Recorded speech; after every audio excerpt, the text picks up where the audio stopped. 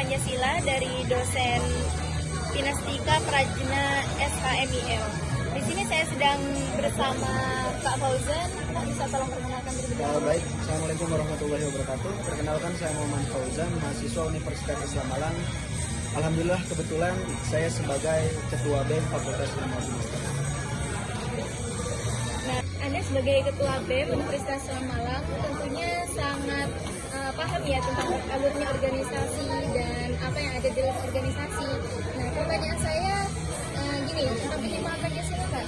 Di organisasi itu kan pasti ada tentang penyimpangan Pancasila mau ke sila 1 sampai ke 5. Jadi pertanyaan saya, apakah ada di dalam suatu organisasi ada sesuatu yang bertentangan dengan Pancasila seperti itu?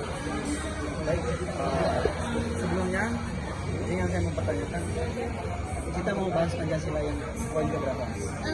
Gini, di dalam organisasi itu kan pasti ada pengurus dengan anggota dan juga ketua dan beserta jajarannya. Yang saya ingin tanyakan di sini dari sila kelima sosial bagi seluruh rakyat Indonesia seperti itu. Pancasila poin kelima adalah keadilan sosial bagi seluruh rakyat Indonesia. Tentunya masih banyak hal-hal yang menyimpang dalam poin kelima, yaitu keadilan sosial, terutama dalam pola hidup atau manajemen organisasi. Salah satunya adalah patriarki. Patriarki. Betul. Apakah bisa dijelaskan lebih dahulu apa itu patriarki? Baik, kita juga tahu bagaimana kepemimpinan itu tidak hanya seorang laki-laki saja yang mampu untuk memimpin sebuah lembaga, tapi tentunya perempuan pun masih mempunyai sifat atau sikap-sikap leadership. Maka dari itu, saya salah satu orang yang melarang adanya patriarki dalam keorganisasian. Iya, setahu saya juga di dalam organisasi atau dalam organisasi itu memang perempuan itu selalu dipandang di bawahnya laki-laki, Kak. Padahal wanita itu juga bisa menjadi pemimpin dan leadership di masa depan seperti itu. Tidak bisa memandang kalau dia wanita harus bekerja di dapur atau di mana seperti itu. Bisa dilanjut? Jadi kenapa saya bilang patriarki? Karena selama ini hal yang saya temui dalam suatu lembaga, terutama organisasi, baik kelembagaan pemerintah atau kelembagaan yang ada di universitas, itu masih mengandalkan atau masih memunculkan sifat patriarki. Nah, ini harus dihapuskan. Karena kenapa? Karena ayolah sebagai perempuan maju untuk sebagai ketua. Bukan hanya laki-laki saja, tetapi perempuan pun harus ikut andil dalam menjalankan atau menjadi seorang pemimpin dalam organisasi. Tapi begini Kak, banyak yang saya temui dan juga saya juga perempuan itu mikir bahwasanya laki-laki itu terlalu mengecilkan perempuan gitu loh. Kamu perempuan tidak bisa menjadi pemimpin atau leadership kalau sudah ada laki-laki seperti itu. Kan di Islam itu kan ada imam dan makmum ya seperti itu. Jadi mereka beranggapan bahwasanya wanita itu cukup menjadi makmum saja, tidak bisa menjadi pemimpin.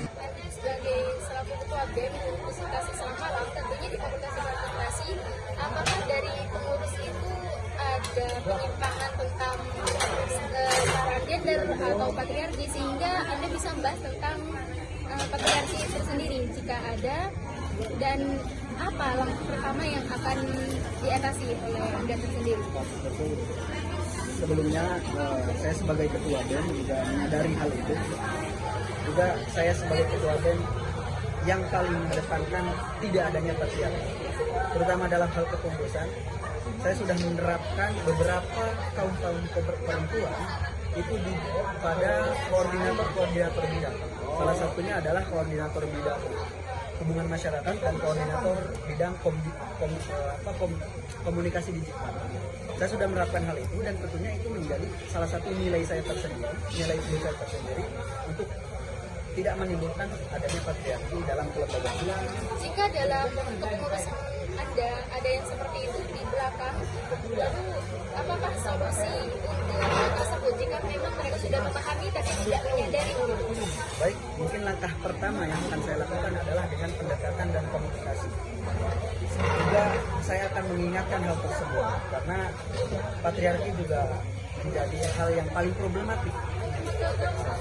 Saya akan mengingatkan hal itu dan kemudian jika memang itu tidak bisa, saya akan menggunakan hak prerogatif saya sebagai ketua BEM untuk tidak segan-segan untuk meresapel pengurus yang menimbulkan rasa patriarki. Jadi ada sebagai ketua BEM itu ada 3 tahapan ya. Yang pertama ada edukasi terhadap anggota yang masih melakukan patriarki seperti itu. Lalu tahapan yang kedua itu mengingatkan atau menjalin komunikasi dengan pengurus atau anggota tersebut. Terus tahapan yang ketiga yaitu otoriter terhadap ketidakadilan seperti itu dengan ada meresapel pengurus atau anggota yang memiliki sifat seperti itu. Jadi untuk wawancara kali ini kita dapat simpulkan bahwasanya di dalam keadilan sosial ini mempunyai salah satu penyimpangan tentang patriarki ya Kak dalam lingkup organisasi. Jadi patriarki ini bisa dibilang itu sudah bukan sangat umum, bisa dibilang sudah ada dalam organisasi karena mereka lebih mengecilkan perempuan dan tidak mementingkan perempuan seperti itu, karena mereka menganggap bahwa perempuan ini tidak bisa menjadi leader atau pemimpin di masa depan. Padahal kalau untuk perempuan itu sendiri mereka mampu menyaingi laki-laki seperti itu. Dan untuk solusi dan tahapannya itu sudah sangat bagus sekali ya Kak dari Ketua BEM Fakultas. Jadi saya berterima kasih karena sudah menyempatkan waktunya untuk membantu saya untuk menyelesaikan tugas wawancara Pancasila. Sama-sama. Terima kasih. Wassalamualaikum warahmatullahi wabarakatuh.